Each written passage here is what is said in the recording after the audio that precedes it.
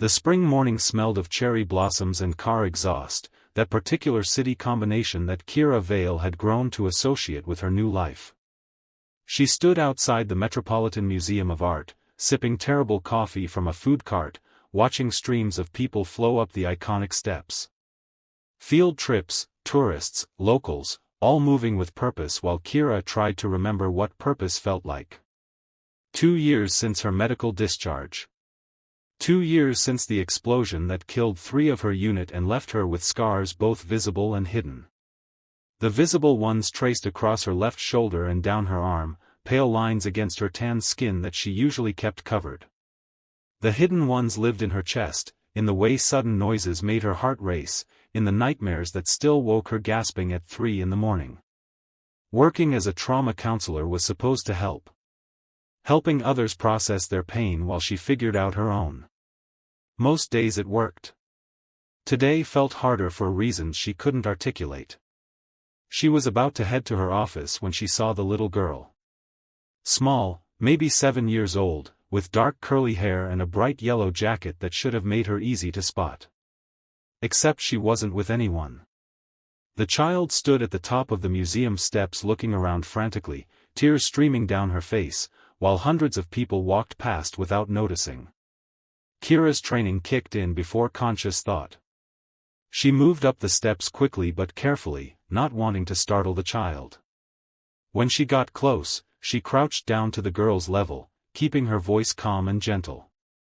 "Hey there, sweetheart. Are you lost?" The little girl nodded, hiccuping through tears. "I can't find my class. We were going inside and I dropped my backpack and when I picked it up everyone was gone." "Okay, that's scary, but we're going to fix it." Kira kept her tone steady, reassuring. "What's your name?" "Zoe. Zoe Ashford." "I'm Kira." "Nice to meet you, Zoe. Do you know your teacher's name?" Before Zoe could answer, she suddenly lurched forward, pulling away from Kira. "There's my class. I see them." Kira's heart stopped as Zoe ran toward the street, chasing after a group of kids in matching yellow jackets.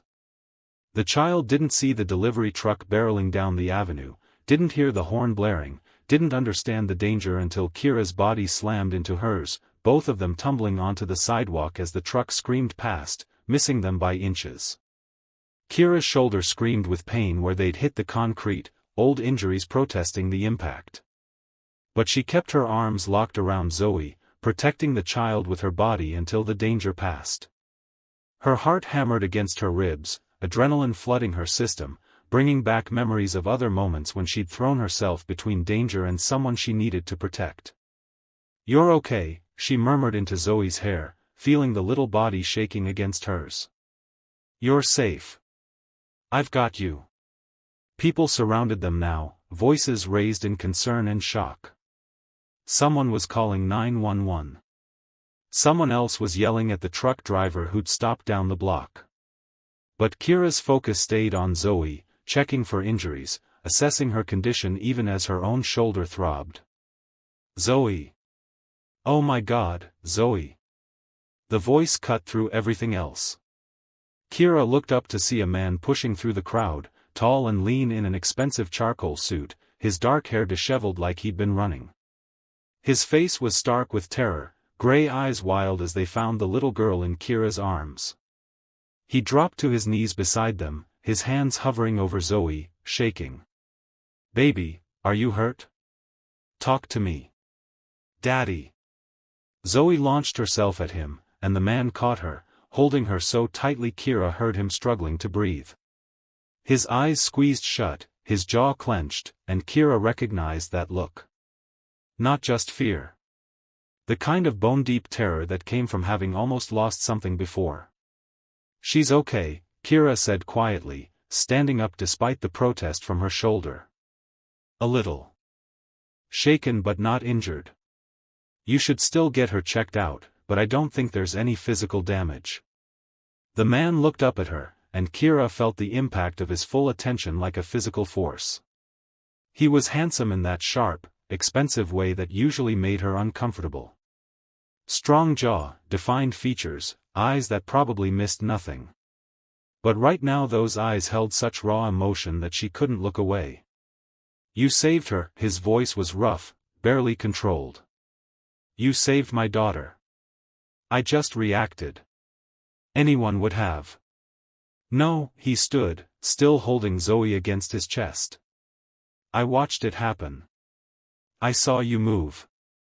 That wasn't just reaction, that was training. Who are you? Kira hesitated, suddenly aware of the crowd watching them, the phones recording what would probably end up on social media. Kira Vale. I'm a counselor. Former army medic. Something flickered in his expression. Recognition, calculation, grief. Damien Ashford. Architect. Current mess of a father who almost lost his daughter because I was in a meeting instead of supervising her field trip. Daddy, you didn't know, Zoe said, but her voice was small, scared in a way that suggested this wasn't the first time she'd heard her father blame himself for something. Paramedics arrived, and Damien reluctantly let them check Zoe while he stood beside Kira, watching his daughter with an intensity that bordered on obsessive. Kira recognized that too. The hypervigilance that came after trauma, the desperate need to control every variable to prevent another loss. How's your shoulder? He asked quietly, and Kira realized he'd noticed her favoring it. Old injury. It'll be fine. From your service? She nodded, not wanting to elaborate. But Damien wasn't looking at her with pity or uncomfortable gratitude.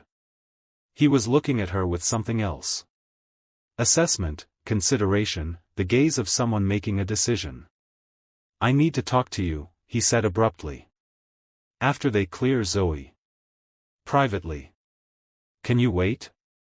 Every instinct told Kira to decline, to walk away from whatever complicated situation this clearly was.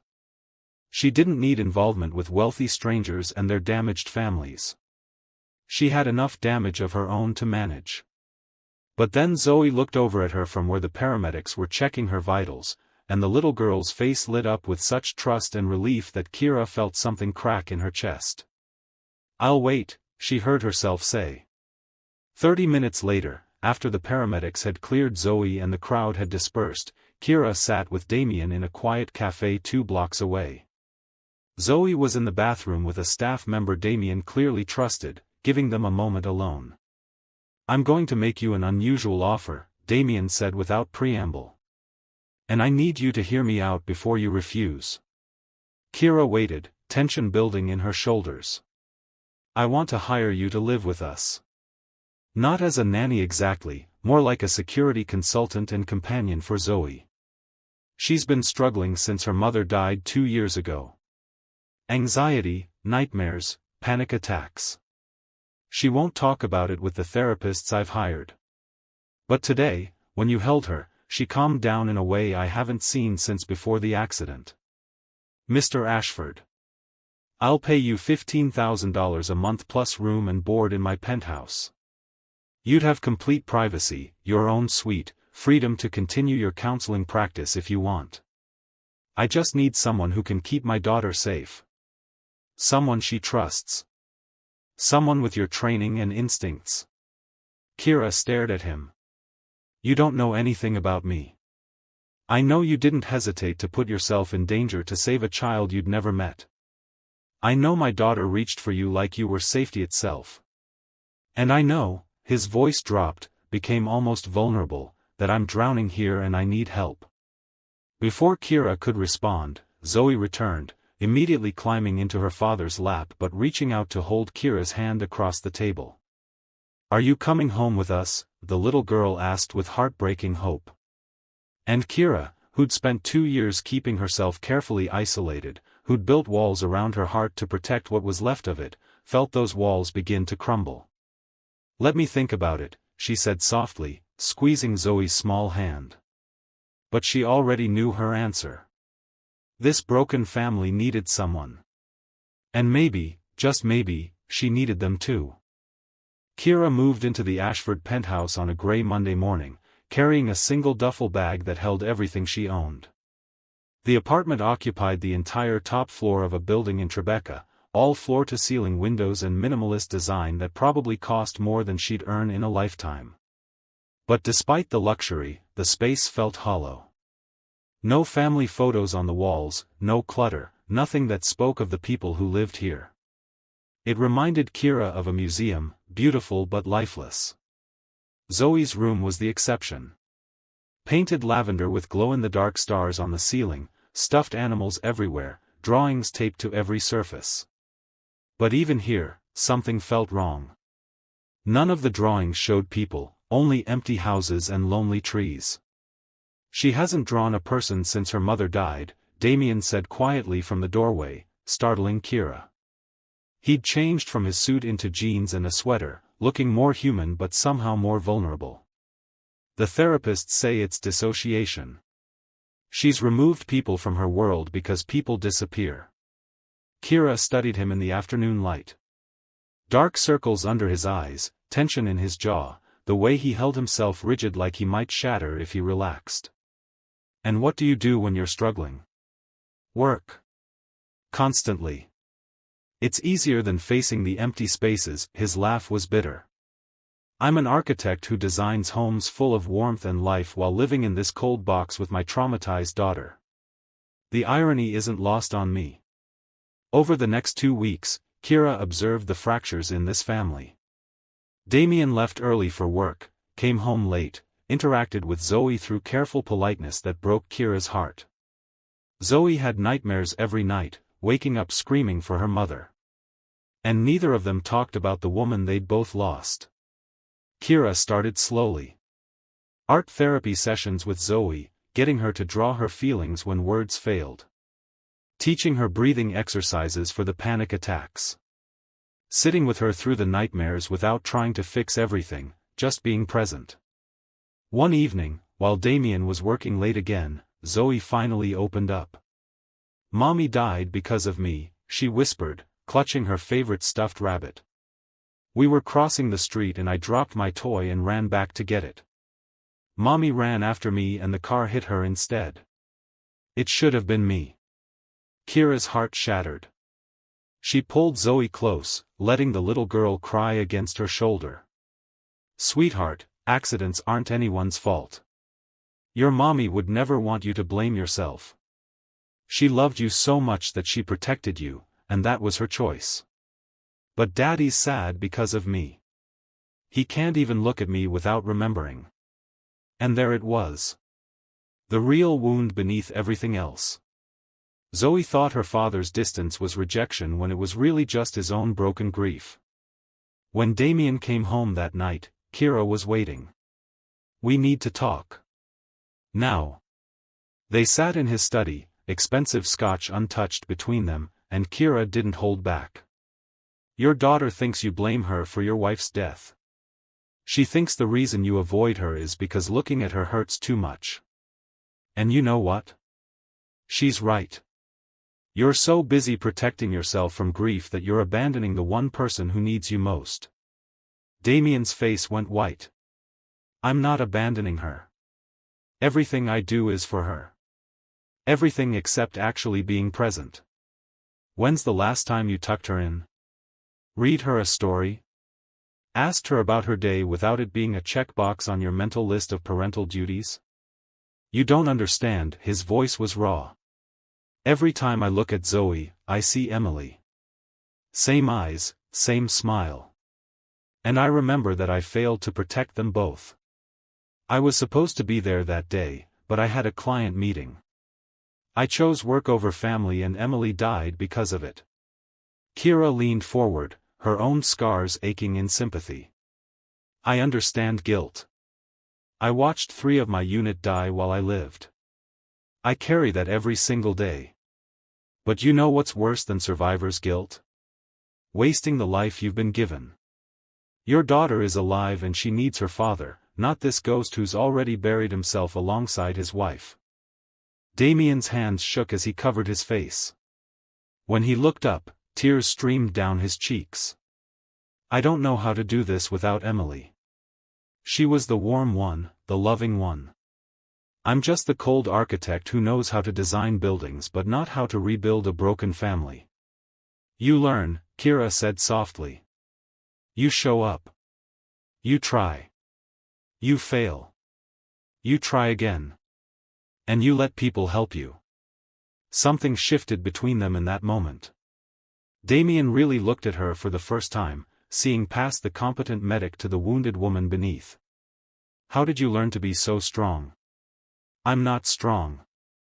I'm just good at hiding how broken I am, the admission surprised her. But maybe we can be broken together. Maybe that's enough. Damien reached across the desk and took her hand. His grip was warm, desperate, grateful. Thank you. For saving Zoe that day. For saving us both now. Kira should have pulled away. Should have maintained professional boundaries. Instead, she held on, feeling the connection between them deepen into something she couldn't name. That night, for the first time in 2 years, Damien knocked on Zoe's door at bedtime. Kira watched from the hallway as father and daughter talked, really talked, about Emily and grief and love that doesn't end just because someone dies. When Zoe finally fell asleep, Damien emerged from her room with red eyes and a lighter step. He found Kira still waiting in the hall. Stay, he said quietly. Not just for Zoe. For me too. And Kira, who'd spent 2 years running from connection, nodded. I'll stay. 3 weeks after Kira moved in, Zoe had her worst panic attack yet. The school called from the principal's office, saying Zoe had locked herself in a bathroom stall and wouldn't come out, wouldn't speak, just sobbed and screamed if anyone tried to approach. Kira arrived before Damien, rushing from a counseling session with her heart pounding. She found Zoe curled in the corner of the stall, hyperventilating, her small body shaking violently. Hey, Butterfly, Kira said softly, using the nickname that had developed between them.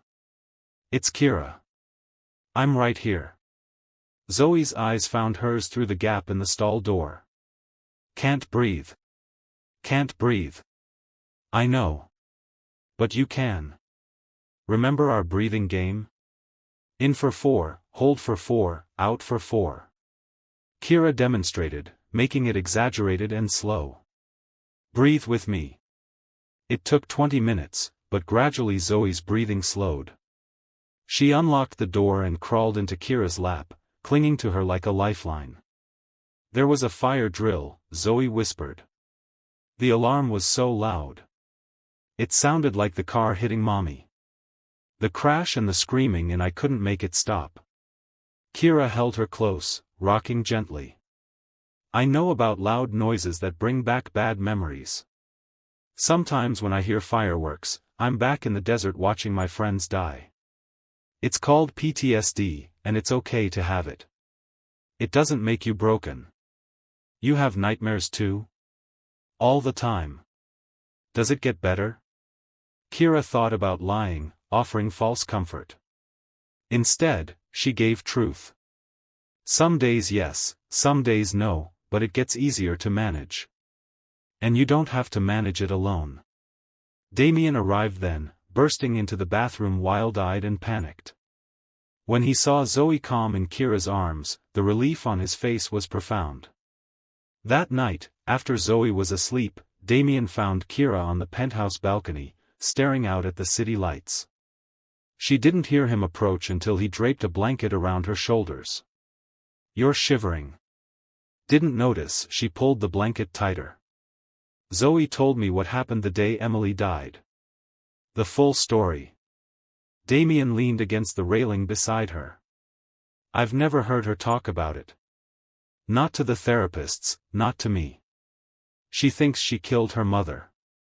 And she thinks you can't forgive her for it. God. Damien's voice broke. That's not, I never blamed Zoe. I blamed myself. I know.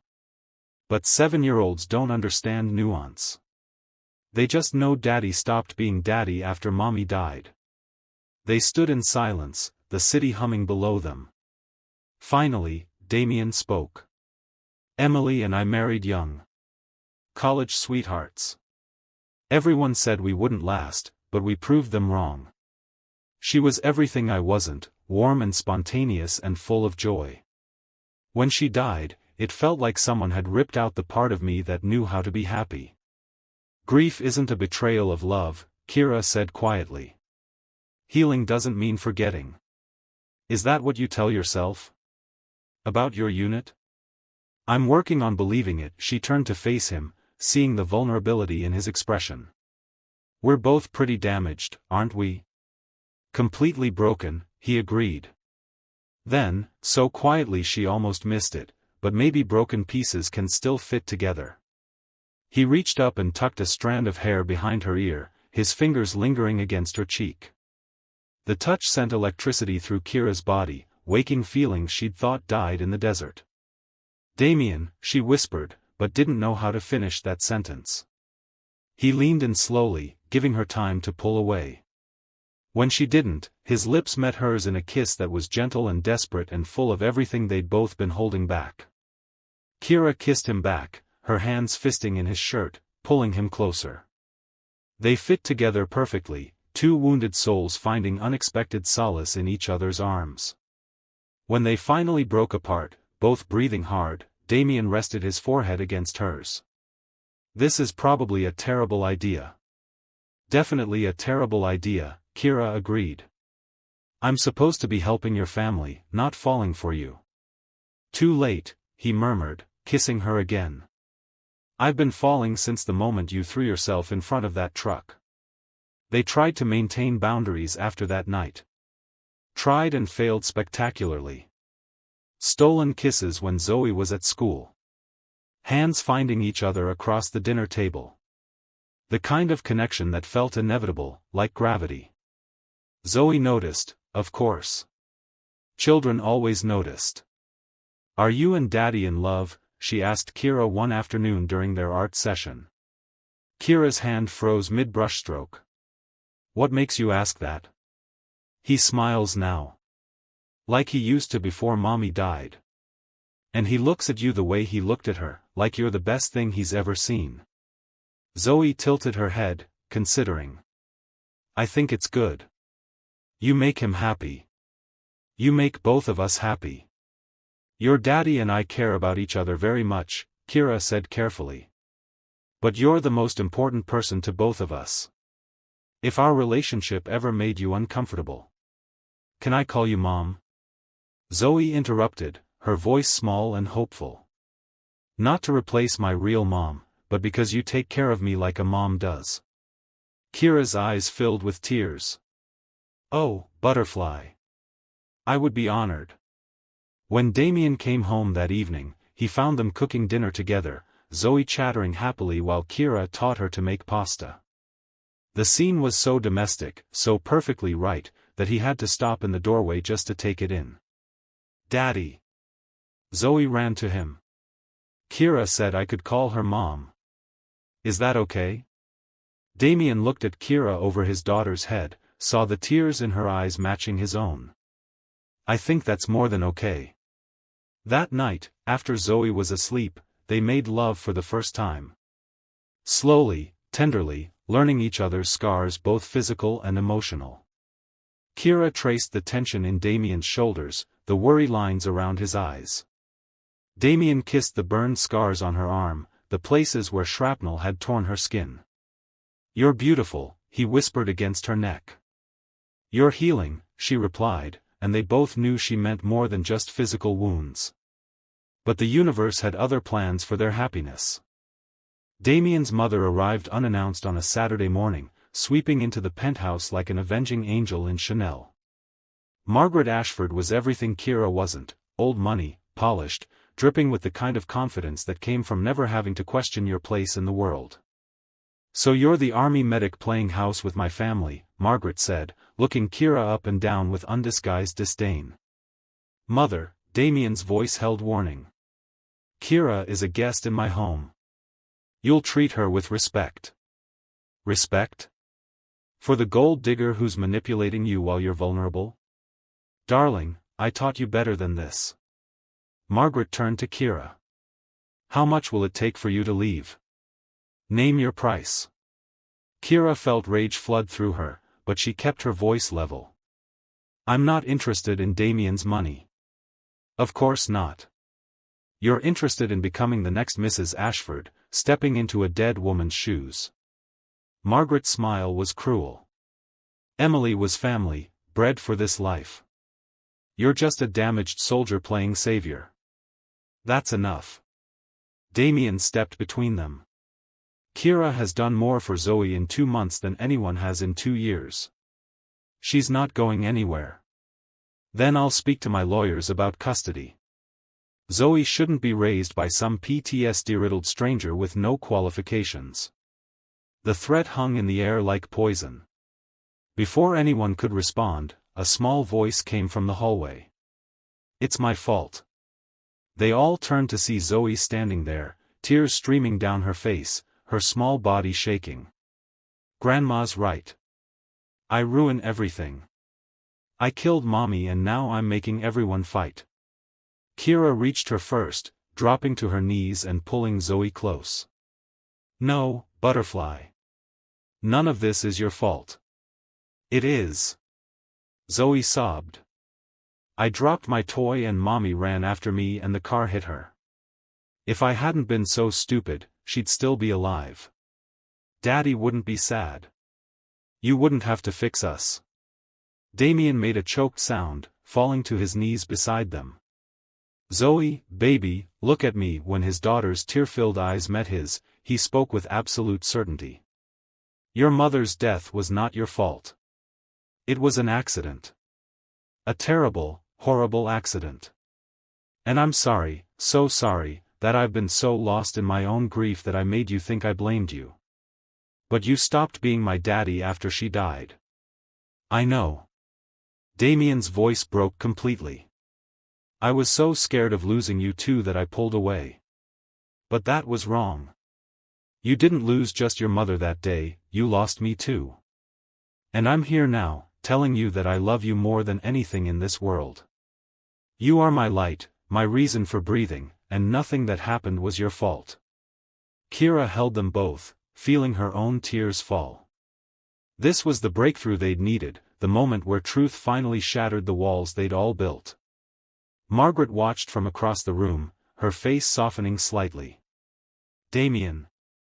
You need to leave, he said without looking at her. And unless you're ready to be the grandmother Zoe deserves instead of a controlling matriarch protecting some imaginary legacy, don't come back. After Margaret left, the three of them sat together on the living room floor. Zoe curled between Damien and Kira, and they talked about Emily. Really talked, sharing memories and tears and love that death couldn't diminish. Mommy would like Kira, Zoe said eventually. She always said love multiplies, it doesn't divide. There's room in our hearts for everyone. Damien looked at Kira with such intensity that she felt it like a physical touch. Emily would have loved you.